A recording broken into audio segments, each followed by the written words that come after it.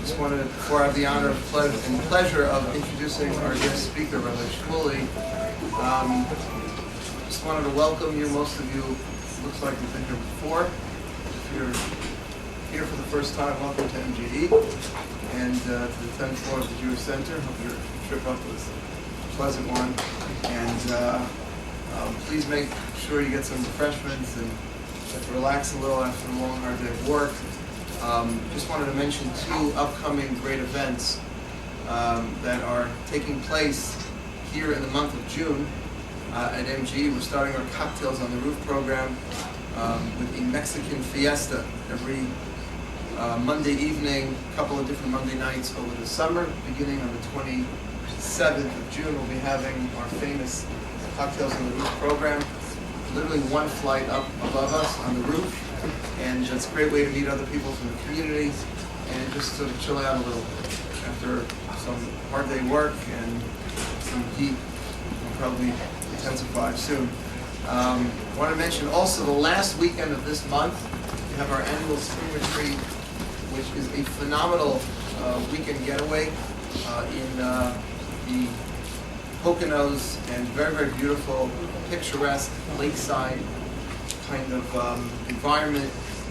Lots of activities, volleyball, tennis, boating, a beautiful Shabbat experience in the middle. If anybody wants to come to last weekend in June, we do have some scholarships available. I hope you guys have a packet. Rabbi Shmuley has said that if it means keeping you here all night, you go through every single source, every page, every single word, just getting in this packet. But I had the honor of being able to introduce and work together with Rabbi Shmuley over Shavuot. We had a beautiful, beautiful program. And I said to him that although we usually get about 100 to 150 people on Shavuot night, this year we had 200 to 250 people.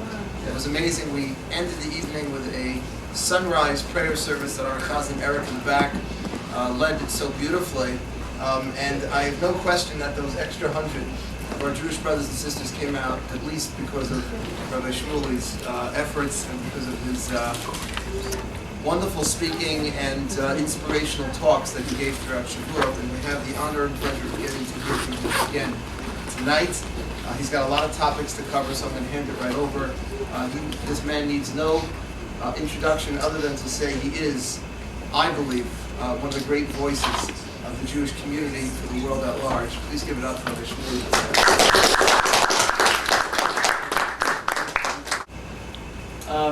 Ever since I turned 40, I've become much more candid. Life is short. Who has time to beat around the bush? So let me speak with great candor. I am a very frustrated man. I live with tremendous frustration. I see how every community, every religion has a seat at the table. They all have the right to influence American culture, American society, with the sole exception of the people who are probably most responsible, ultimately, for the values that America holds dear. Virtually every contribution the Jewish people have made to the world has been hijacked in some way. Our copyright has been stolen. The net result is not only can we take no credit for disseminating these ideas or originating them, and not only can young Jews not take pride in their tradition because they're not sure what the tradition is other than the preservation of an ethnicity that serves no wider purpose. But more importantly, in the communication of these ideas, they have also lost some of their authenticity as they have passed through daughter agencies. So we gave the world God, and today his name is Jesus Christ, or Allah. And it's not that people have to call the Jewish God by his original name, it's rather that some of our emphasis on a pure monotheism has been compromised as that idea has left its origin. We gave the world the idea of Shabbos. Today it's called Sunday. And again, some of it has been compromised. Where does America rest on a weekend? The weekend isn't a time to replenish and rejuvenate spiritually. It's time to go to see a movie or to go and shop. We gave the world the idea of the Ten Commandments, which we just commemorated and actually read on Shavuos morning here at MJE. We did it in a moving ceremony on the roof of this building where Mark and Ezra almost made us late again. Luckily I was there to keep things on time. But the Ten Commandments now goes by a different name as well. It's called secular humanism, morality. But something has been lost in the process, which is, do you ever ask yourself what's so special about the Ten Commandments? What makes them special? When I debated Christopher Hitchens at the 92nd Street Y, he said that, what pride can the Jews take in having given the world something so simplistic? Don't kill, don't steal. Any school child could figure that one out. What he didn't realize is what makes the Ten Commandments special is not what was said, but who said it. When humans say do not kill, they reserve the right to interpret to whom it applies. Does it apply to Jews in Nazi Germany? Does it apply to Cambodians under Pol Pot? Does it apply to Syrians under Assad or Libyans under Gaddafi?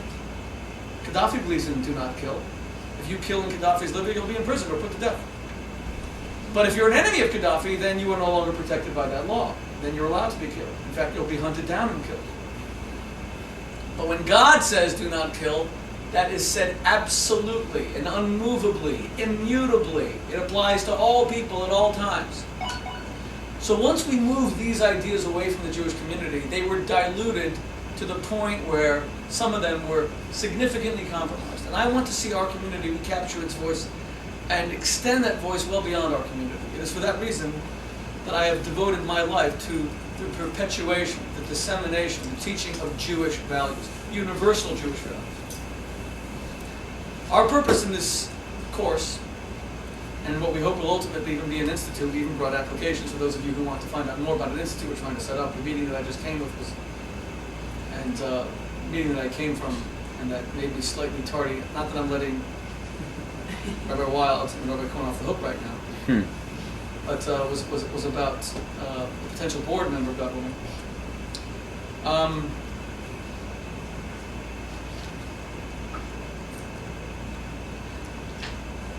We hope this will also be an institute. I believe that Jewish values can bring healing to America. The purpose of this course is to identify some core Jewish values that are unique to our religion, but are universal in nature. I've chosen one tonight that we're going to focus on because it's in the news and because it's very, very important. It's called the responsibility to protect. It is being much debated in foreign policy circles. About 10 days ago, I hosted at a small reception here in New York a woman by the name of Samantha Power. She's a Pulitzer Prize winning author. She wrote the definitive book on the American non-response to genocide. There were 6 or 7 genocides in the 20th century. Armenians in the First World War, 1.5 million killed by the Ottoman Turks. The Jews during the Second World War, 6 million killed by the Germans. Cambodia, about 2.5 million killed by Pol Pot and the Khmer Rouge. Rwanda, about 330,000 killed. April to May 1994, Hutus slaughtering Tutsis. And we had 3 in the former Yugoslavia. And now we have one that was taking place in Darfur. It's calmed down a little bit. Now it's rearing its ugly head again over the past 2 weeks. Samantha's an expert in all of those and wrote the definitive book on the subject. Today, she is President Obama's chief advisor on human rights, genocide, and multilateral affairs. So she advises him on things like the United Nations. In this reception, I wanted her, we talked about certain things, but she is one of the authors of this doctrine called R2P, Responsibility to Protect. And it is that doctrine that President Obama pursued based on her, she's largely seen as the architect of that policy, R2P. That's what the United States is pursuing in Libya. Interestingly, the Republican-controlled Congress just officially censured President Obama for being in Libya without congressional approval. So who's right and who's wrong? Funny thing is, I am very close, I say that with humility because he's a very unique man. Eric Cantor is the House Majority Leader and is the highest ranking Jewish elected official in American history, and one of the finest men I know. He's a remarkable Jew, and a remarkable man, a remarkable public servant. He actually did an event for us 6 weeks ago, launching our Institute of Jewish Values. I've discussed this with him as well. Who's right and who's wrong? Michelle Bachmann, who's participating in a CNN debate tonight on the Republican candidates, was one of the people who voted to censor President Obama from being in Libya. So, like, everything's changed. Democrats used to be opposed to Bush being in Libya. Now I'm sorry, in Iraq, thank you. Who just said that? That was a test, you passed. It was close. Notice that Rabbi Wiles and Rabbi Cohen did not pass. I hope you guys all noticed that. It was the Democrats who were so critical of Republicans and President Bush for being in Iraq, and now the tables seems to be turning, perhaps. Okay. So, here's the question that we're going to focus on tonight. Because our institute that we're trying to create, and all of you are very welcome to help participate as students, organizers, we need volunteers. I really want to create an institute that will bring Jewish values to the media, to politics, to finance. We're going to focus on 5 subjects: parenting and child rearing, marriage and relationships, the culture and the media, foreign policy and politics, and finally, money, materialism, finance, greed. Those are the 5 subjects. Tonight I'm focused specifically on foreign policy. And this is the question. Do powerful nations have a responsibility to protect weaker nations? Do the strong have a responsibility to protect the weak? Did we have a moral obligation to invade Iraq? Do we have a moral responsibility to bomb Gaddafi? Interestingly, the French and the British, but the French especially, who seemed to behave with little morality when it came to Saddam Hussein, are at the forefront of bombing Gaddafi, and the United States has some participation in that bombing campaign, but we're followers. It's Sarkozy who is leading the effort, which is, what a change. Just in a few years. We all remember what Jacques Chirac was like during the invasion of Iraq. So, I want to make this more of a discussion, but I don't want to go too far into a discussion that we have no time to really cover ground and look at the sources. So we're going to discuss things, but we're going to discuss them quickly. So very quickly. Anyone want to chime in here? Does the United States have a responsibility to expend blood and treasure to protect the weak? Okay. You also need to ask at the same time. You can't ask that question without asking if there are ever times when our interests and our morals are aligned or not aligned, right? The realist would say that our interests and our morals aren't aligned, and we should always go with our interests. Whereas someone like Sharansky would say that our interests and morals are always aligned. Therefore, we have a moral obligation, but we have a moral obligation and an obligation to our interests. Okay, so should we be in Libya? So the answer, at least someone like Sharansky would say yes. I would say yes. Okay, yes. Yes? I think that there is a moral obligation to do it, but whether we're going to do it is usually up to the interests of what's good for the country. I mean, like, Okay. that the country... But should we? I got it. We have to look after our interests as well. Sometimes doing the moral thing goes against our interests, right? I'm saying that they probably If a man wants to enjoy a beautiful, lazy Sunday afternoon in Central Park, flying a kite, reading a book, and he sees a woman being harassed by some man, or worse, raped, it's against his interest to intervene. It's going to ruin his day. He might get beat up. He might get stabbed and killed. But should he do it? Should he intervene? I think yes, that we should intervene. We should intervene, but then we'll be intervening in the whole entire world. I mean, there's constantly violence everywhere, and you have to pick and choose your battles. Okay, so you're saying yes, but on a limited nature, okay? Sometimes, one more opinion. Right here. I would say the post 1980s, especially with what happened in Iran and Iraq, I would say probably not.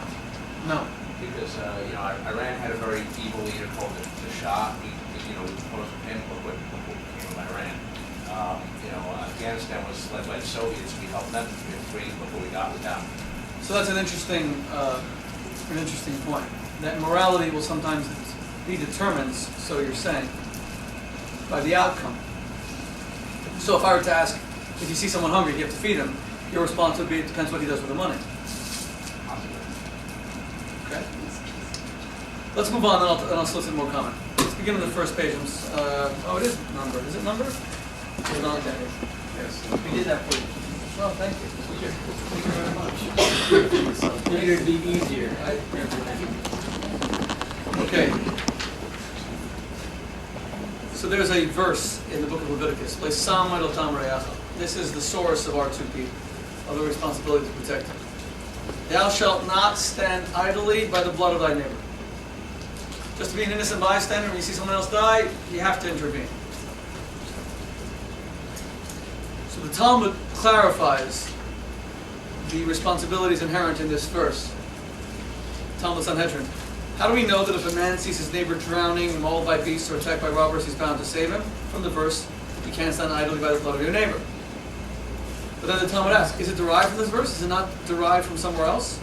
Specifically, how do we know that one must save his neighbor from the loss of himself? From the verse, thou shalt not restore him to himself. From that verse, I might think that this is only a personal obligation, that he is not bound to take the trouble of hiring men if he can't deliver it himself. Therefore, the verse teaches that he must. Oh, interesting.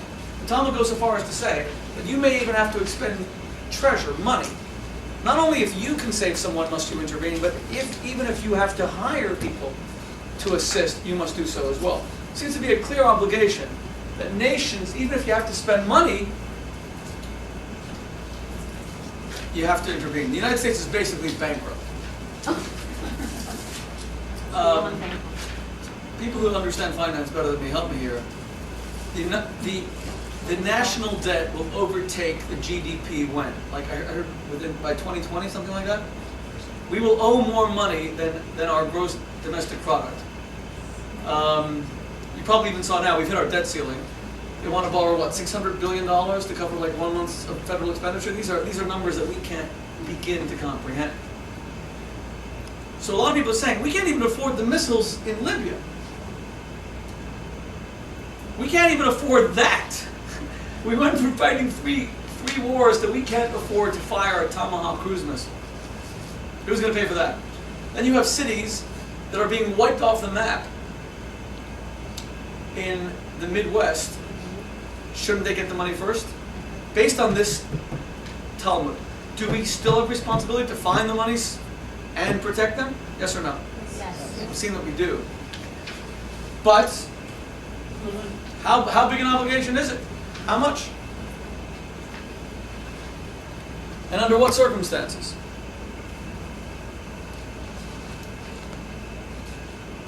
Do we have to intervene every time there's an atrocity? That means we should be invading or bombing Syria. We should be invading or bombing Yemen. It seems we are bombing there with Predator drones. We just discovered that.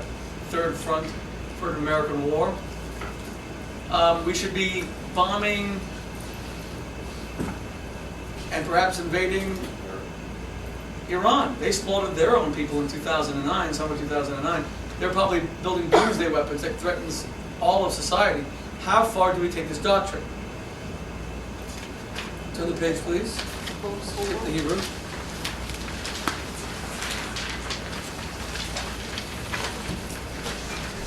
We're not trying to derive any definitive conclusions just yet.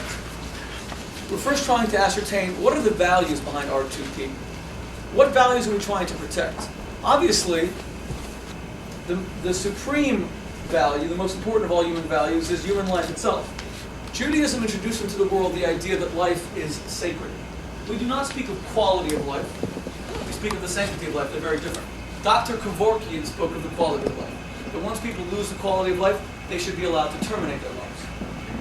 He died recently, and that's what he stood for. A lot of people agree with him. Assisted suicide is legal in places like Oregon. Many European nations make assisted suicide legal as well. But in Judaism, these things could not be legal. There are rabbis who would argue for passive forms of death, like not feeding a terminally ill patient, but you could never be active and put them to death. You could never give them a lethal injection, because that violates the sanctity of life. Well, if life is of infinite value and it's sacred, then how could we kill one person in order to stop another? Let me tell you a true story that affected my life even today.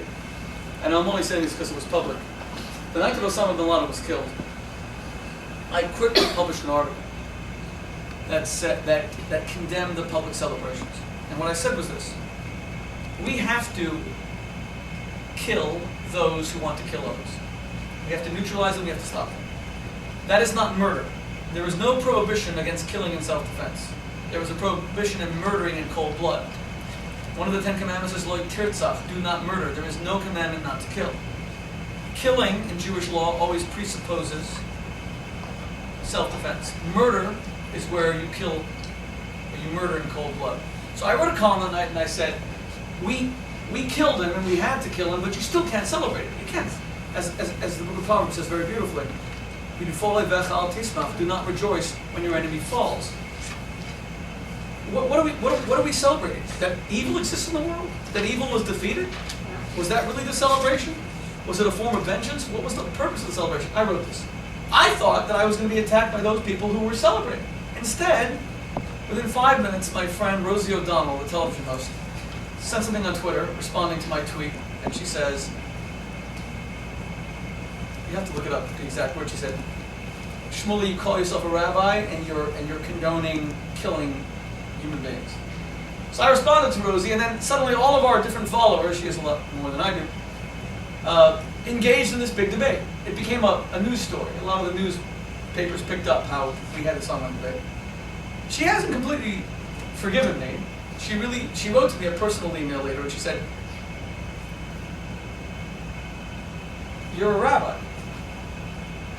This person should have been captured, he should have been tried. How could you condone a political assassination?"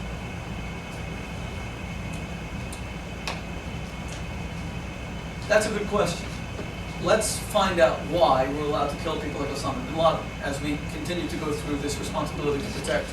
Maimonides says in the laws of murder, we're on page 4, when a person, halacha 6, when a person is pursuing a colleague with the intention of killing him, even if the pursuer is a minor, every Jewish person is commanded to attempt to save the person being pursued, even if it is necessary to kill the pursuer. Even if the pursuer is a minor. Now how come Maimonides say that? Well, the Talmud gives some interesting examples that show, that make the point. Let's say you are in a desert with a very dear friend, and you've run out of water. You have one canteen left, and only one person is going to survive. There's water to sustain one life. Are you obligated to share your water with your friend and save their life as well? No. Who would say that you are morally responsible to give water to that other person? Nobody. Interesting. You would say you are. Okay, so you have to share, but you're going to die, but you still have to share it. And why?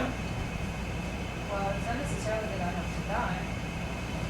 There's only water for one person, and if you share it, you're going to die. Are you morally obligated to? Is it virtuous to share it? No. Is it virtuous? Yes. Yes. Depends who the other person is. If the other person was my wife, I would give it to her because I'd rather my kids grow up with their mother than their father. You sure about that? Get it reminded me. I didn't have it on videotape. That's good. Does this go back to the sanctity of life question? Yes, this goes back to the sanctity of life question. Absolutely. So here's what the Talmud says, interestingly. You are not obligated to share your water. Because the person who wants some of your water is your pursuer. They are your murderer. They don't mean it. They're not actively trying to kill you, but the result is going to be the same. If they drink your water, they're going to kill you. And because they are going to kill you, you're allowed to let them die. Okay. Makes sense. Sounds kind of shocking, but makes sense. It's not logical. 1 second. But let's take it even further before we discuss it. Let's take it further. Me, Rabbi Wild, and Rabbi Cohen fall out of this window. Okay?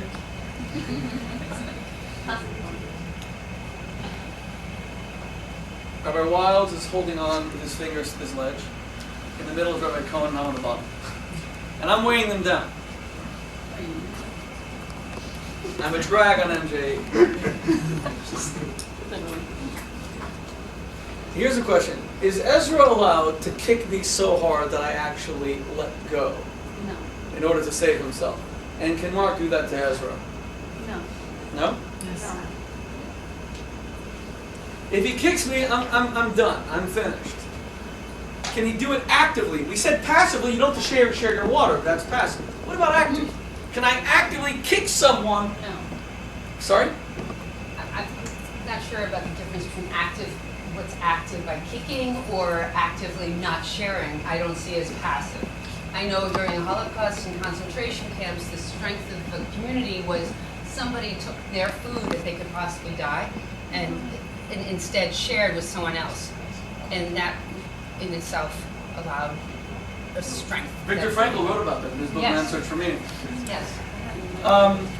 Okay, the difference between active and passive is something that American law also respects. Terry Schiavo, I'm sure we all remember, there was a debate as to whether she should be fed. There was no debate as to whether she should be euthanized. That would have been murder, outright murder.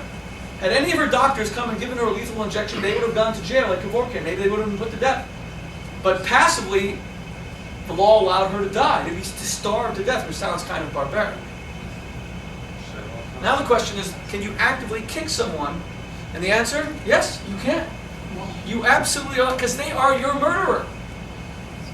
If I'm holding on to Ezra and I'm pulling him down, even if I'm not doing it to hurt him, the result is the same. I am going to kill him, and he's allowed to actively kick me off as hard as he can to make me fall. No doubt he would under those circumstances.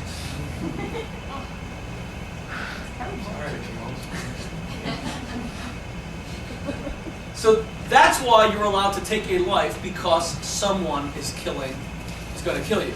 Now you begin to understand why, in my opinion, my dear friend Rosie O'Donnell was wrong, and we had to kill Osama bin Laden, and that's why you couldn't celebrate.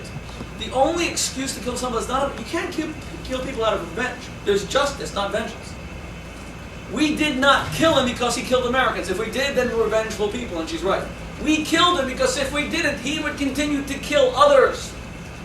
That's why we killed him. You might say, then why not bring him to justice? Well, because you're not sure, under such difficult circumstances, enemy territory, if you're going to get out. You want to kill the guy and you want to move on. But only it's because he's like someone who's holding on to your leg. He's going to pull you down. He's going to kill you. Let alone he's actively trying to kill you. But that's the justification. That's why you can't celebrate.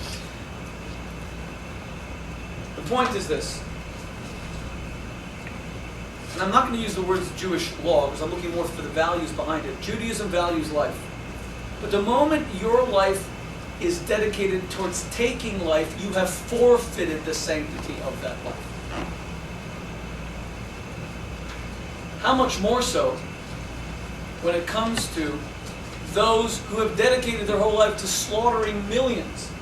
Those people have erased the divine countenance, the divine image from their countenance. They are no longer children of God. They have lost their sanctity, and they have forfeited their lives. Which leads me to a very interesting question. Are we allowed to hate anyone? Are we allowed to hate Osama bin Laden? Are we allowed to hate the SS? Does anyone here hate Osama bin Laden? No. Raise your hand if you hate Osama bin Laden. Well, let me see. Even the people who are raising their hands are not doing a lot of conviction. You're half hating. Raise your hand if you hate Osama bin Laden. Yeah. Okay. I'd say about a third of the room hates Osama bin Laden. Okay.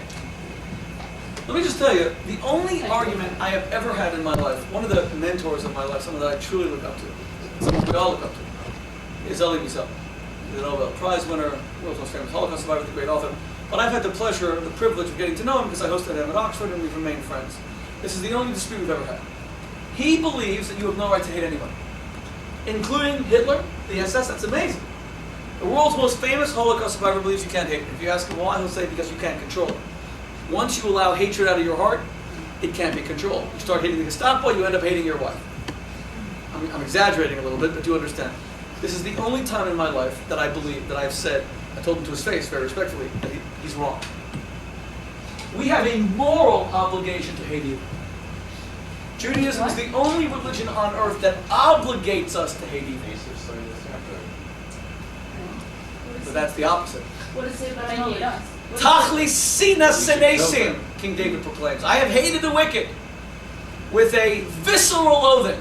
Look, Tachli says, they are my enemies. It says that God hates evil. A hateful God, something that Christians could never accept. Because in Christianity, precisely the opposite is true. You have a responsibility to love your enemies and turn the other cheek when they try to assault you. Why is it important to hate evil? Why is Judaism the only religion that hates evil? Because if you don't hate evil, why will you fight it? And with how much determination will you fight it?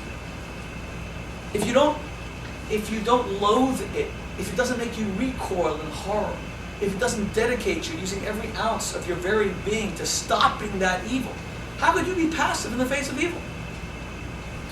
In fact, this is one of the biggest criticisms that is waged against Judaism on a regular basis.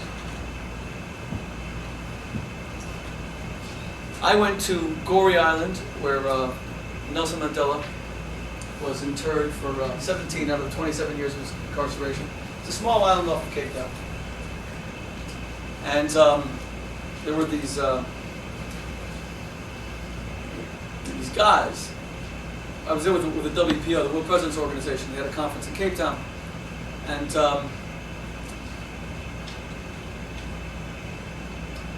they have one of the people who incarcerated Mandela was there and talked about it. Mandela was president of South Africa at the time. And then there was all these black men on the podium. Then there was a white guy with a beard. No one knew what he was doing up there. Suddenly, the announcer says, "We want to introduce you to this mystery guest." The mystery guest gets up and he says, "I'll tell you why I'm here. I was a white South African police officer. And there was a flare up in one of the townships, and I was ordered to go and put it down. So I took our cops. We surrounded a black house. There were 6 children, parents. We poured gasoline and we burned it to the ground. And everyone inside died. I was arrested for murder. They said I had exceeded my orders, and I was given life in prison.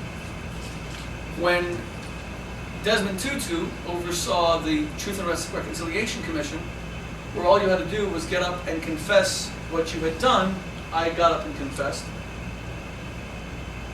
and I was let off. And I'm here now. I'm dedicated my life towards racial reconciliation. We started to cry. We talked about the black children we killed. Everybody was crying. There were tears. 500 CEOs from around the country, from around the world. I'm sorry. And there were only 2 people who weren't crying. Me and my wife sitting next to me. I was disgusted. I was disgusted to my core. I couldn't believe this man was a hero. So I raised my hand. My wife begged me not to. I raised my hand and I said, and he pointed me, "Okay, the Jew wants to speak." I got up and I said, "Sir, I find it stomach-turning and nauseating that you're being applauded as a hero. You, sir, are a cold-blooded killer.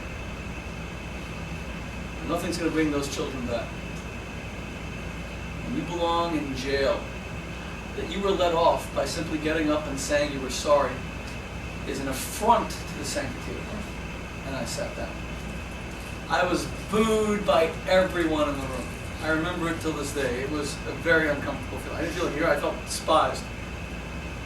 One of Mandela's associates, who was in prison with him, stands up and says, "I know why you said that. This is a true story. You can't make this stuff up." He says, "Because you Jews don't believe in forgiveness. You Jews are known for being a nation that harbors grudges for millennia." Don't think that people don't say this when every time they see like a Holocaust museum. Here are the Jews remembering what the Nazis... forgive, move on. You even stuck your museum on the National Mall? It didn't even happen in America. You shoved that on us too?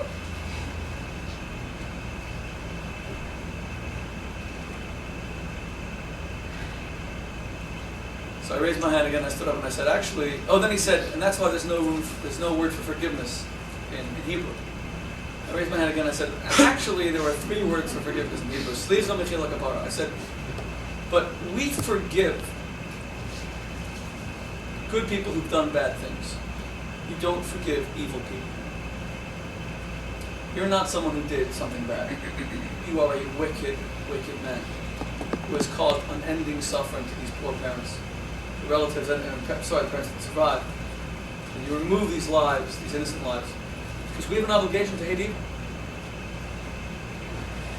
In fact, I would say that one of the values, and here's where we come to uniquely and identifiably Jewish values.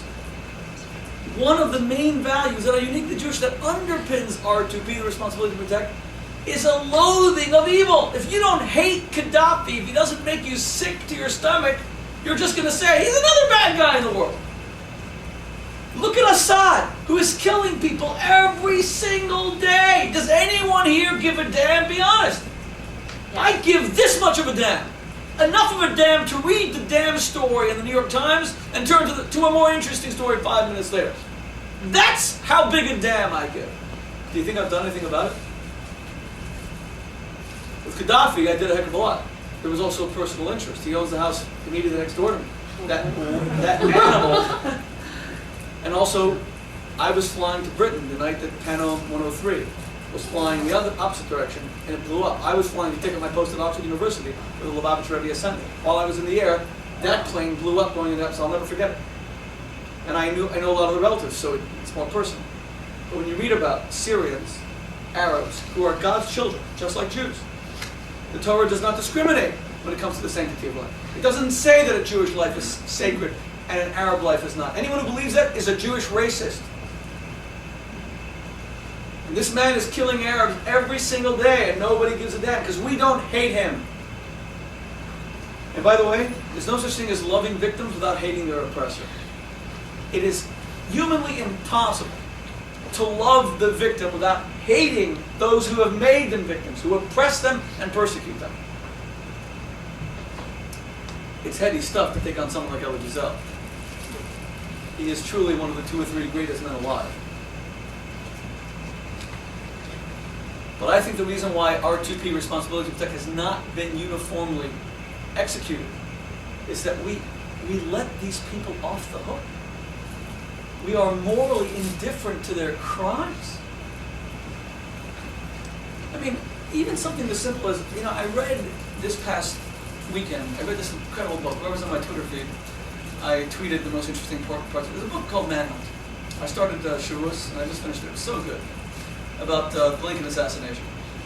The author ends the book, John Wilkes Booth walked up to Abraham Lincoln, who was the greatest American that ever lived, and one of the great men of world history. He would rank on any list that I would put together, and I would like to believe even professional historians. He would rank as one of the 10, 20 greatest men that ever lived. He was almost angelic in his goodness. On every level, he was an incredible. John Wilkes Booth walks up behind him, puts a derringer to his head, puts a tiny little ball into his brain, destroys such a good man who had liberated 4.5 million slaves. And at the end of the book, the guy basically says that John Wilkes Booth has sort of been forgiven for it. That if you go to the National Parks presentation at Ford Theater, he's now part of the story. It's like he's the American Brutus. We don't hate people like him anymore. Killers, cold-blooded killers. Are we supposed to feel just morally indifferent to these people? And do you not think that if we do, that in 200 years' time, Hitler will also just be... Does anyone here have passionate feelings for Tokugawa, who was the Hitler of his time? Or for Chmielnitsky, who killed 240,000 Jews in 2 years, 1648 and 16... And he had no gas chambers to do it. He had to kill them with his hands, him and his Cossacks. It took a lot of effort to kill Jews back then. There's no loathing of these people, because we've forgotten how to hate evil. I feel so strongly about this, about the importance of hatred, and it's directed at the truly wicked, that I'm trying to dedicate a full book to it, and my publishers are saying to me, is that what you want to be known for? The guy who wrote a book about the virtue of hatred. We're going to do comments, but we're doing them quick, okay? Go ahead, please. How can you challenge Elie Wiesel? Okay, a few things. This man struggled through the Holocaust. He saw his father die. All of his family perished. He saw the misery. He was 2 camps and that whole march in the snow. He lived this life, and he transcends it by not, the whole thing, hate begets hate.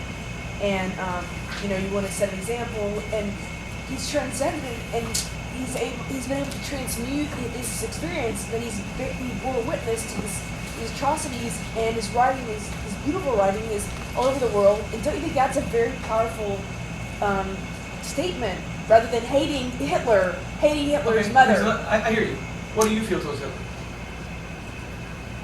I'm torn. No, don't think. Just tell me what you feel.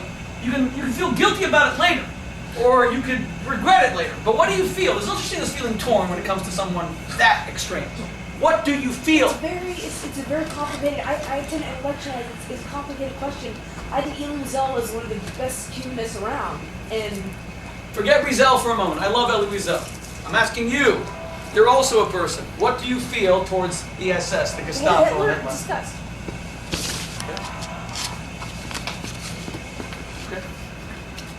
Okay, you're saying to hate evil, right? But there's a difference between hating evil and hating the evildoer. So you can hate the evil actions. I think it's more of a Chabad concept, and not hate the actual human being that does the action. Fair enough. So Sinner, that's sinner, number not one. the sinner. That was a lecture that I gave at MJE about on Shabbos morning about 4 months ago. I have another Where comment after the that. exception to that rule is where the two are indistinguishable, where it's repetitive evil that becomes ingrained into their nature. Then you can't separate the two. Another issue. Hitler didn't get angry at a Jew and kill him in a bar brawl because some Jew hit on his girlfriend. He systematically and coldly planned the extermination of European Jews. That is, you cannot separate the man from his actions. He is defined by those actions. I would say, I would put Hitler under Amalek, to kill the Amalekites, because they are, he killed the weak, the weary. We were not Yari Elohim at the time. The person who goes after the vulnerable, just like Hitler did, by the way. Right. The first group that Hitler killed were the mentally infirm. Right. And I have one more Just thing. quickly, please. I'm happy to have comments. Yeah, I Just know, want to but keep it moving. the other thing is I have a friend of mine who has used that thing, and is she says to hate the evildoer, and she's utilizing almost every person she knows has become an evildoer, and she's begun to hate and curse them. So and she's feels very passionate about this, and it's very hard to stop that. But that's like saying, There's medication. just because someone took something to an extreme, that's like saying that none of us should go to a job because you have friends who are terrible workaholics and they don't know how to do anything but work. Okay. Of course you can always abuse something, but we shouldn't degrade the object because of its abuse. People abuse drugs, and yet drugs keep people alive every single day. I have high cholesterol, and thank God there are drugs that can keep it down. I'm grateful for drugs, but some people abuse it. So how do we then define what is evil? Well, good question, because one of the things that I'm establishing here is you are allowed to take the life of someone even though they're not evil. That's what we just studied.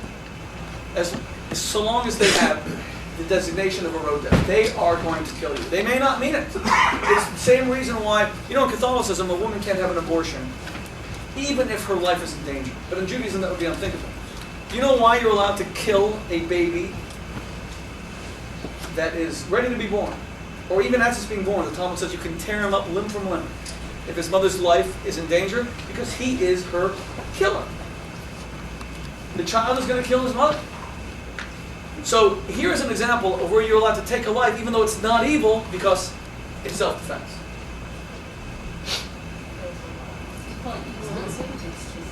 It's self-defense. That is not.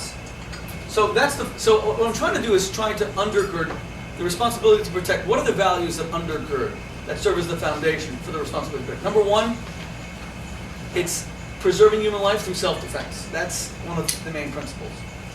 Number two, I am adding that the responsibility to protect involves an identification of evil and a loathing of that evil. The right and even indeed the obligation to hate that evil. We cannot be morally indifferent. So to answer your question specifically, evil would constitute mass murder, repetitive murder, that is planned, that is premeditated, that is executed on a very large scale. And R2P primarily involves groups like that. R2P primarily what? Responsibility to protect. Primarily involves groups that have been involved in wholesale slaughter. The Tutsis were evil. The Nazis were evil. The Ottoman Turks were evil. Slobodan Milosevic was evil.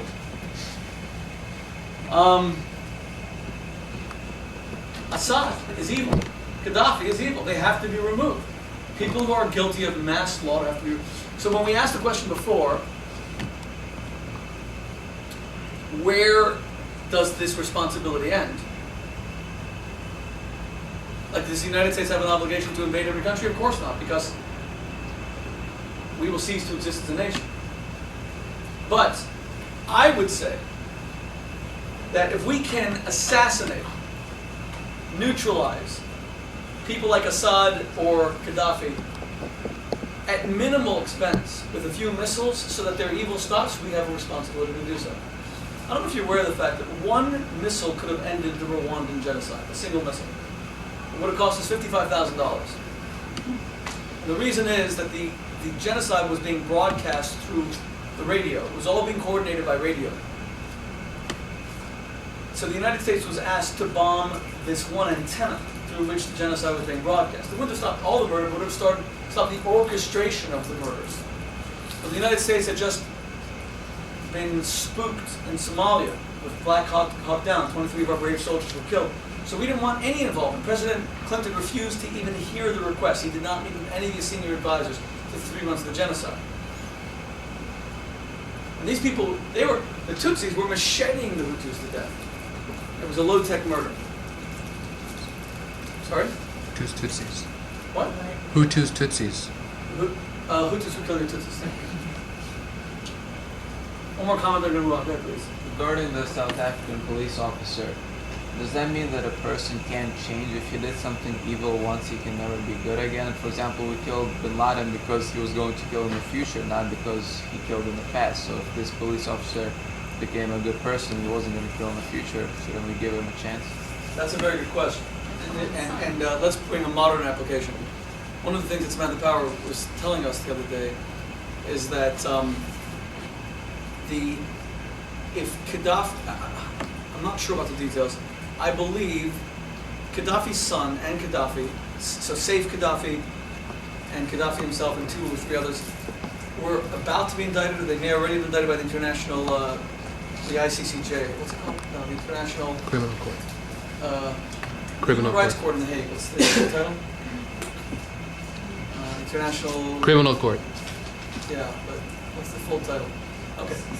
She was saying that that's actually complicating the efforts to get rid of him, because if he's indicted, then no country's going to want to take him, and he's going to not want to leave Libya. He's going to fight to the death. But if he's not indicted, maybe they can do a deal and get him to move to Saudi Arabia. But here's the question: are we allowed to do a deal like that? It would stop the slaughter, but then you have to let these guys off the hook. What if they're evil to the core because of what they did? What if they want to change? What if they want to devote their lives to what this guy wanted to devote his life to? Something virtuous like racial. Sorry? The United States did that. A lot of SS officers fight communism. Right. Like all the rocket scientists. And our whole Apollo program was built by Werner Braun. Yeah. Oh, wow. Yeah, Werner von Braun. Although von Braun wasn't directly implicated in atrocities, they even used people who were implicated in atrocities. I would say that there could be no forgiveness for these people. That once you cross a line of mass murder, there can be no forgiveness. That's the way Israel behaved with Adolf Eichmann, and I think it was absolutely justified. Eichmann remains still today the only person Israel has ever put to death. Israel has Isn't no that capital vengeance, penalty. though? I'm sorry? Isn't that vengeance? No. No. It's justice. They forfeited their lives. How could they live? How could someone who has killed millions of people live? How could they walk our earth, No, I'm breathe our talking air? about the South African police officer. What if he wanted to do good things? And he was doing it. He wasn't just saying himself. He was actually doing it. But you have to balance that with the message you're sending, that you can kill a whole family and then feel sorry. And I mean, even if we wanted to accept that this man repented, by doing what? By uttering some verbal formula? No, but he was actually working towards racial reconciliation, right? Let someone else work towards racial harmony. I think that certain things are Are we going to take a Klan member? Look, here in the United States, we don't embrace European norms of forgiveness. The United States is much more Judaic than it is Christian in this when it comes to these values. We're still prosecuting white racists who perpetrated racial crimes 40 years ago. Who was that guy? I can't remember his name, but there's a guy who lives in Mississippi who participated. In fact, I have friends who own a cottage that was owned by the black man who was killed. I can't remember the exact story. But remember the story? It was on the front page of the New York Times like 5 or 6 years ago. They found I know what happened. This 2 white Klan members took a black man out of his cottage, and my friends now bought that cottage and they renovated it. They took him into the woods and they killed him. He was caught, tried, and he was exonerated by a white jury, which is always what happened in the South. 40 years later, they discovered that they killed him in a national forest. So they brought federal charges against him. He had only been absolved on state charges. 40 years, the guy's like a doddering old guy with drool coming out of his mouth. Well, what about Demjanjuk, who was just sentenced to life in prison by the Germans? Why don't we forgive him? And that was 60 years ago. And believe me, I bet there's a lot of people who watched that and said, oh my God, leave the guy alone, he's old. It was Robert Kennedy who told Simon Wiesenthal that crime, I can't remember the exact formula, but there are certain crimes that have no expiration date. And genocide is foremost among them. That's why Radko Mladic was just arrested. And he's being tried now from the genocides of the 1990s. He was in hiding, they just found him. There are certain things you can't come back from. And by the way, that's another important value here. There are certain evils that cannot be repented. I'm a marriage counselor. I can tell you, there are certain things for which a wife will not forgive her husband, no matter how much she loves him, and vice versa.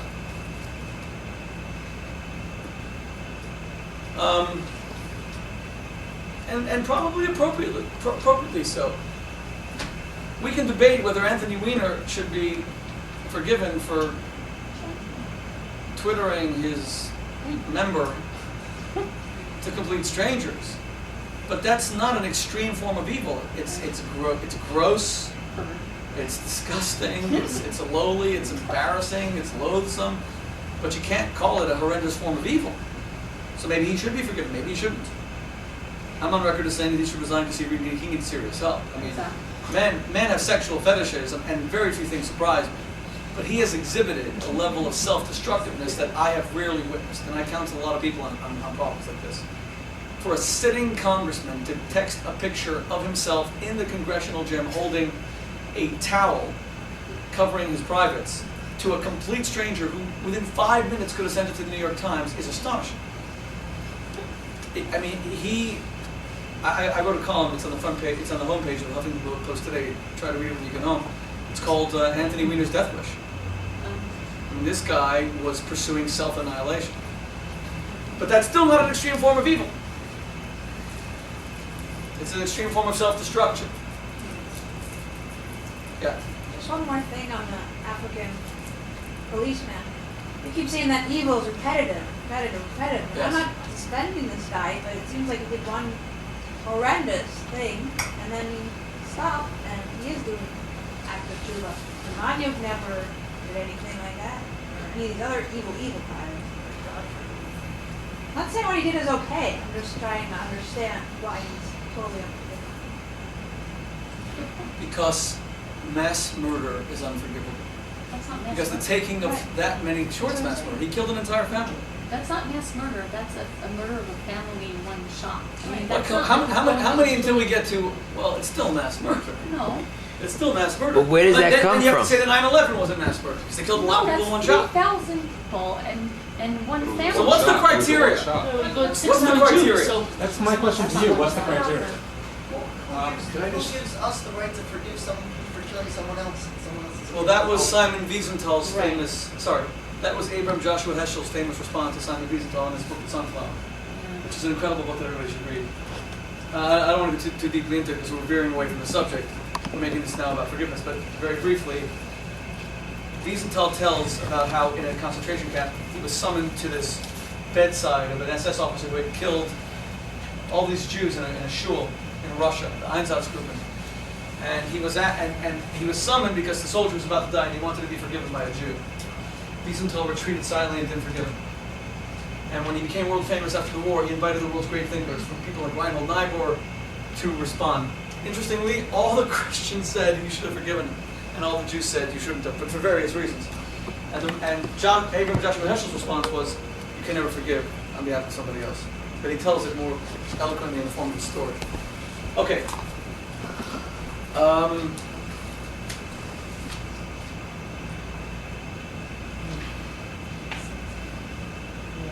Sorry, just a question. But to forgive somebody, we're talking about he doesn't have to be killed. Like not forgiving, it has to have something to do with killing him, or we're just talking about going to prison, like pain and like being for life, or he has to be killed. Who? Like a police officer? Without, yeah. Listen, in today, actually, Jewish law would make it very difficult to put anyone to death today. First of all, the Talmud famously says if you kill two people, if a court puts two people to death in 70 years, it's a murderous court. Today would be almost impossible because of the criteria necessary. But certainly, a lifelong form of punishment. Do I believe that police officer should be walking the earth free? No, I do not. Okay, no, that was exactly what I wanted to know. They're all over the death, so they don't have the right to kill. He's no longer a death. There are people who have killed people that are actually now doing all their own best they can to fight. They're ex-terrorists, they're ex-Nazis that are doing everything they can to fight their own right. Or talking to police or what, or standing around the panel and people like that. Should they not be forgiven? Hold the question if you don't mind. We're going to end up not doing any of these sources. Well, just to recap, what we've established thus far, number one, the Bible makes it clear that we have a responsibility to intervene when the weak or our fellow man is being oppressed. Number two, we are allowed to take the life of those who are pursuers. Number three, we have a responsibility and obligation to hate evil. All three of those have either their source in Judaism or they are unique to Judaism. Hatred of evil is unique to Judaism, and this idea of intervening is also unique to Judaism. That's what I said to Samantha Powell. She's Irish Catholic, married to a Jewish law professor. She's originally from Ireland. She's the author of this. And I said to her, you do realize this only has its source in Jewish texts. In Christianity, the obligation is to turn the other cheek. Not only do you not confront evil, you sometimes are supposed to sit passively by as it happens.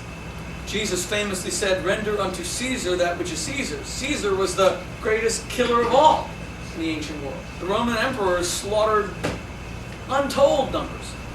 Some historians estimate that Pontius Pilate killed 240,000 people, many of them by crucifixion. So the story of Jesus was not in any way unique. Turn to page 7, please.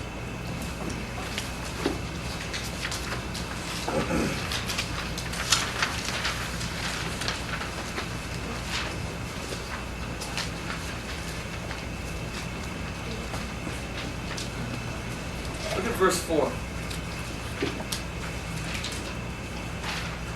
Sorry, go to 6. Let's just start from the beginning. Verse 3. Why have we fasted and you did not see? We afflicted our soul, you did not know. Behold, on the day of your... So God is saying, the Jewish people come to God and they say, why are you rejecting our fast days? Why we try to be better people and you're rejecting us, God? So God responds, behold, on the day of your fast, you pursue business. And from all your debtors, you exact payment. So this is hypocrisy.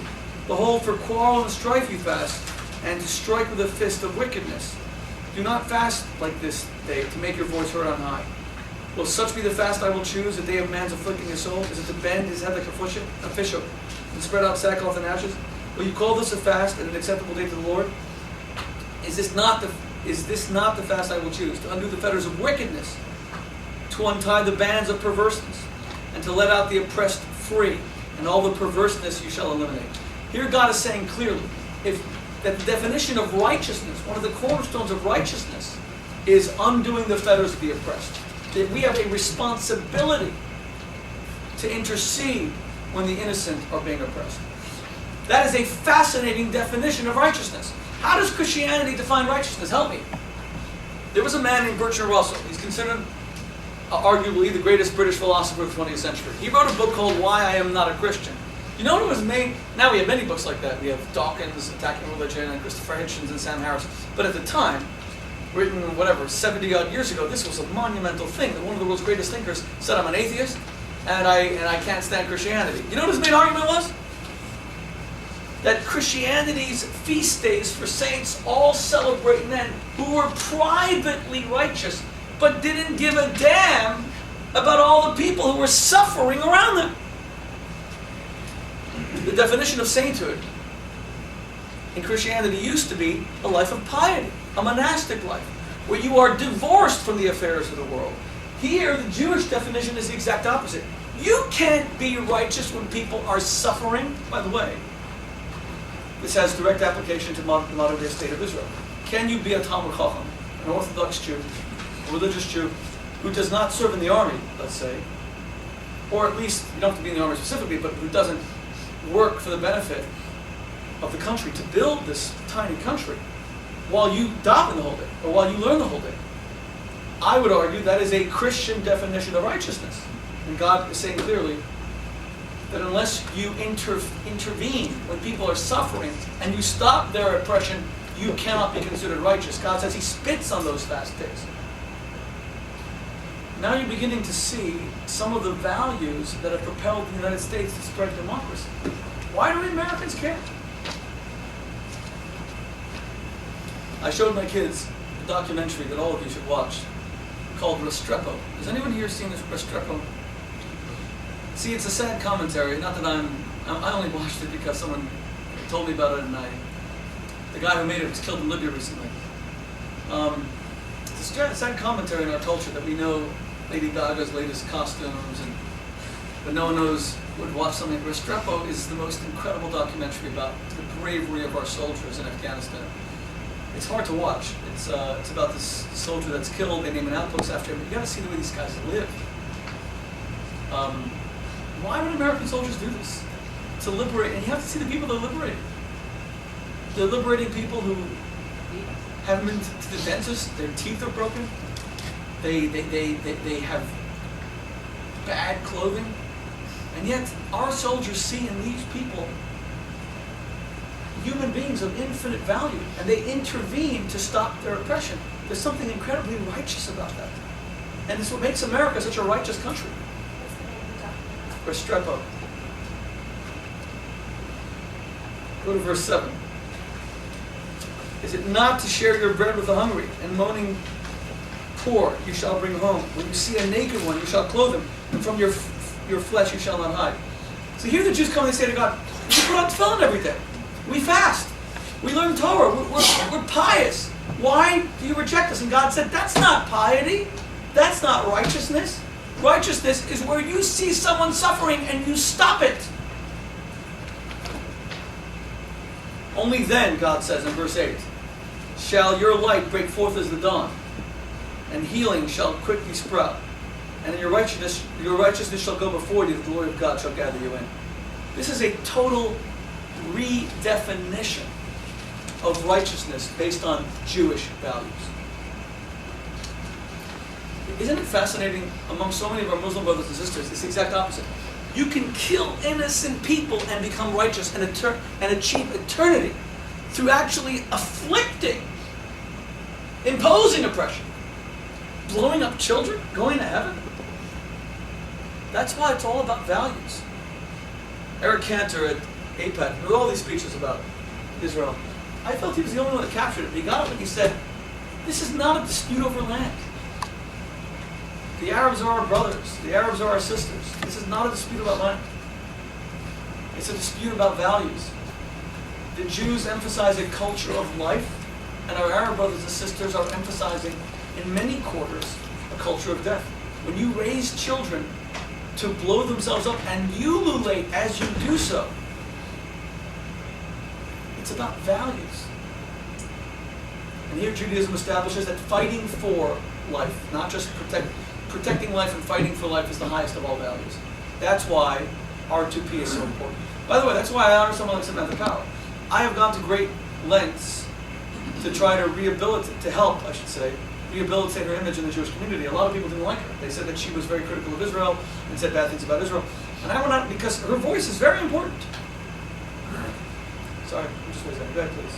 So, going back to what you said about America being in debt, and what we said here about the Jewish value of going after a Rotzach, putting that in contrast with what you said earlier about our own country having areas of need, according to the Torah, is the money supposed to go towards pursuing those who are going to kill us and have committed mass murder so far, or should the money be going towards the own travesties in our own country first? That's a great question. We haven't gotten there yet.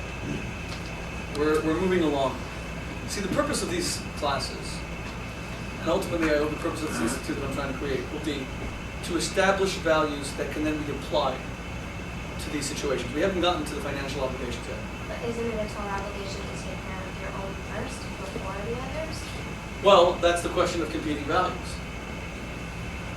It is. And now we're saying there's also a value in helping the stranger. So we will try to reconcile that. Sorry, but really, you can't really say that now Arab culture or Arab religion or they are in any, like the real like Quran things and everything, that they are, their value is to kill other people, or all Arabs are preaching to kill the Jews or the Americans, because I mean that's really absurd. There are extremists, but there are extremists also that are Jewish, like and the settlers in Israel, they are extremists, and there are extremists also in the Arab world. I mean, like really.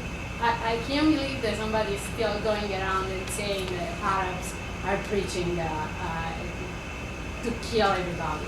I've been in a lot of other countries, and I have a lot of other Arab friends that do believe and follow the Quran, but that's not what the Quran says. Right. You and I are in total agreement. I'm not speaking about the Arabs. I'm speaking about those who seek to destroy Israel. Okay, so no, just wanted to. We're in complete agreement. Let's just read this and then we'll, page 9. Again, this is repeated, verse 11. Of what use are your many sacrifices to me, says the Lord? I am sated with the burnt offerings of rams, and the fat of fattened cow, the fattened cattle, the blood of bulls, and the sheep and goats I do not want. When you come to appear before me, who requested this of you, to trample my courts? You shall no longer bring vain meal offerings or the smoke of an abomination to me. This is unbelievable that God is condemning the whole sacrificial service. Your new moons and your appointed seasons my soul hates. They are a burden to me. I am weary of bearing them. When you spread out your hands, I will hide my eyes from you. Even when you pray at length, I do not hear. Your hands are full of blood. Your hands are full of blood. Yidechem damim molech. Again, a condemnation of private morality that doesn't have any social responsibility. So if the United States wants to be nice and rich of its own volition and then not care what's happening beyond its borders, this is expressly condemned. By the way, it's easy for us to sit here and say that because we're not the ones bearing the battle. The strange thing about the United States is that these moral obligations are embraced by 2% of the population who are in the military. But that doesn't mean we can't assist them or advocate on their behalf, etc., etc. But the point is, condemnation of private morality, it doesn't lead to public responsibility. For those of you who are becoming more involved Jewishly, you need to know this stuff. Because it's not just about coming to shul and davening, although that's a big part of it. It's not just about putting on tefillin, although that's a huge part of it. It's not just about observing Shabbos. God says when that's not accompanied by social responsibility, it becomes a burden to me. The purpose of doing all of those things is to teach you your social obligations, your obligations to the community. That's why he says, look at verse 16 and 17. Wash, cleanse yourselves, remove the evil of your deeds from before my eyes, and cease to do evil. How? By learning to do good, seeking justice, strengthening the robbed, performing justice for the orphan, and pleading the case of the widow.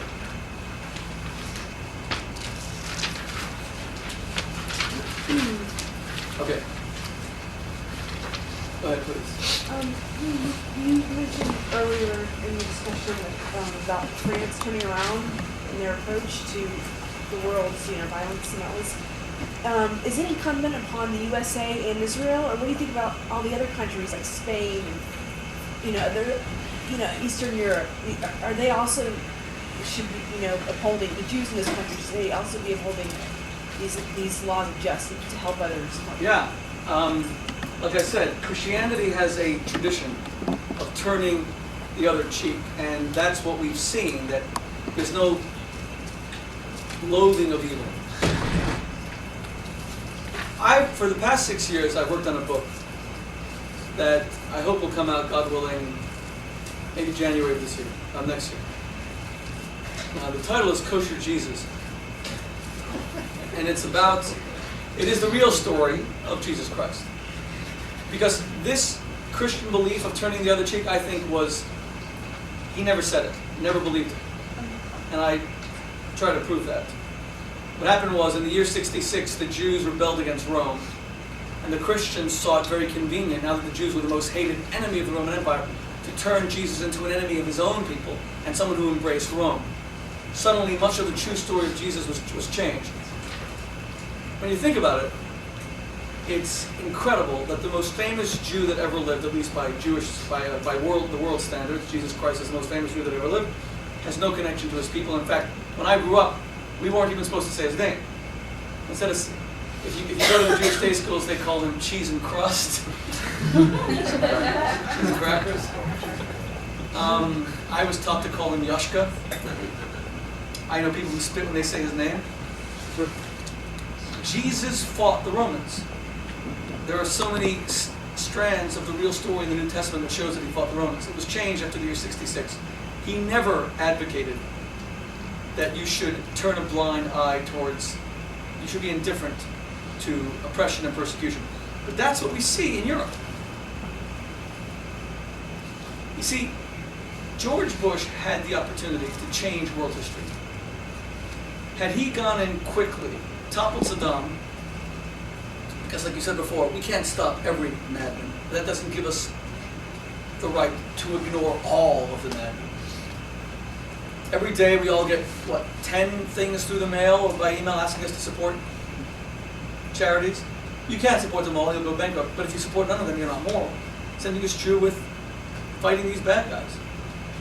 Bush could have changed world history. And I believe, you can say it was for oil, whatever, he could have changed world history by finally, for the first time ever, going in, taking on someone who gassed children, which Saddam did, aside from all his other atrocities. But he could have changed world history by fighting a quick, overpowering war and shown the world that tyrants can be removed. And he could have scared the living daylights out of these other tyrants. The problem was the war took 7 years. Because Donald Rumsfeld thought that we could fight it with 150,000 troops. He forgot the Powell doctrine, that if you fight a war, you go in with overwhelming force. We didn't want to spend a lot of money, we thought it was a new era, you fight with missiles. BS. You fight with troops who hold ground. By the way, that's the argument about Israel not giving up land. Obama said in his speech at the State Department, we're going to go back to the 67 borders with land swaps, because he said all the military experts know these days, land doesn't really mean anything in terms of securing borders. It's now missiles, and it's not true. Land is everything. That's what we learned in Iraq. If you don't have soldiers to hold the land, you give it up to the terrorists, and they take it over.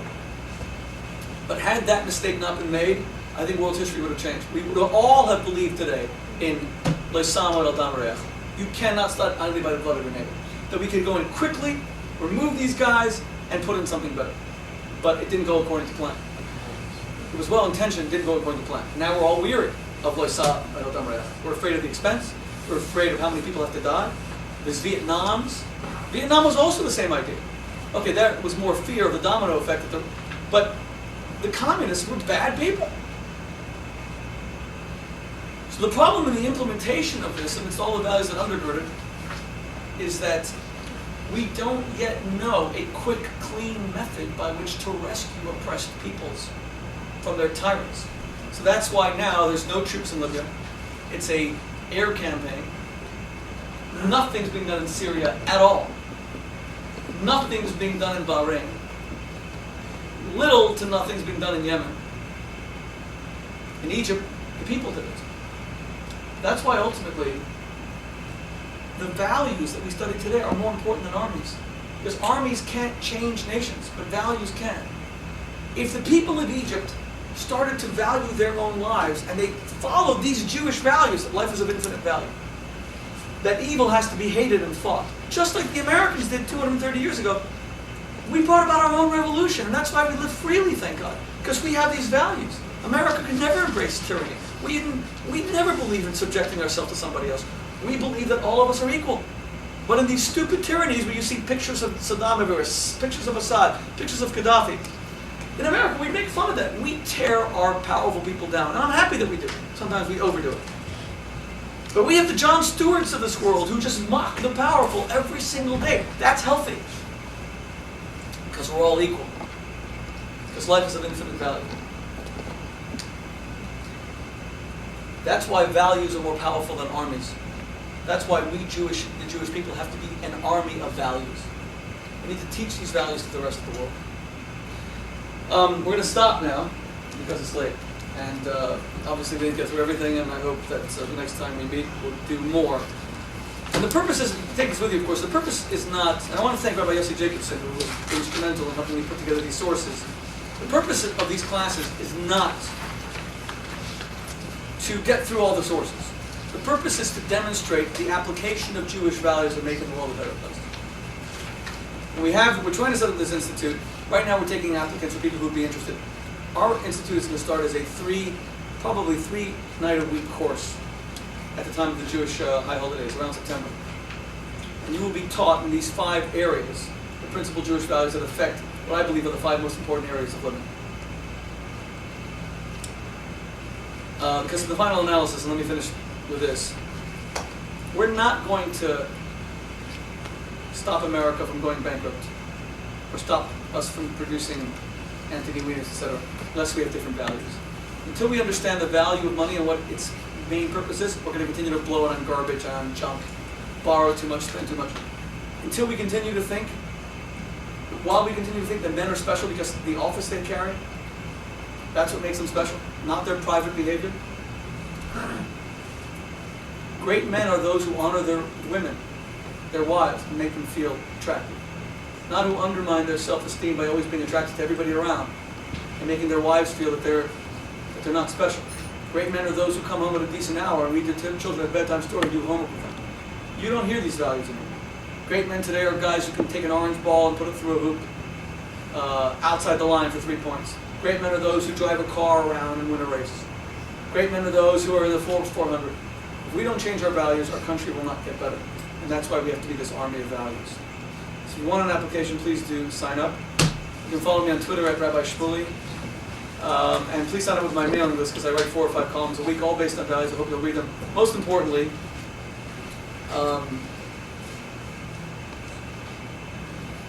MJE is a very unique place. I've said this many times. There's no time for me to focus on its uniqueness other than to say, this is already late, that the caliber of person that it draws, people who are fully engaged in the modern world and who want to remain engaged in the modern world. What I love about the people who come closer to Judaism through MJE is that they don't suddenly sequester themselves in the yeshiva for 20 years and disappear. They don't suddenly move to the much firmer neighborhood. They become from here. They continue to go to their jobs in the city. They continue to lead a fully integrated modern life, and they bring God to the places He has not yet reached. Normally, becoming from is the opposite. It's about you moving yourself to the Jewish place you have not yet reached. But at unique places like this, the message is the opposite. It's about integrating Judaism into your modern life so that you can bring the values and traditions of Judaism everywhere, making God sovereign over the earth.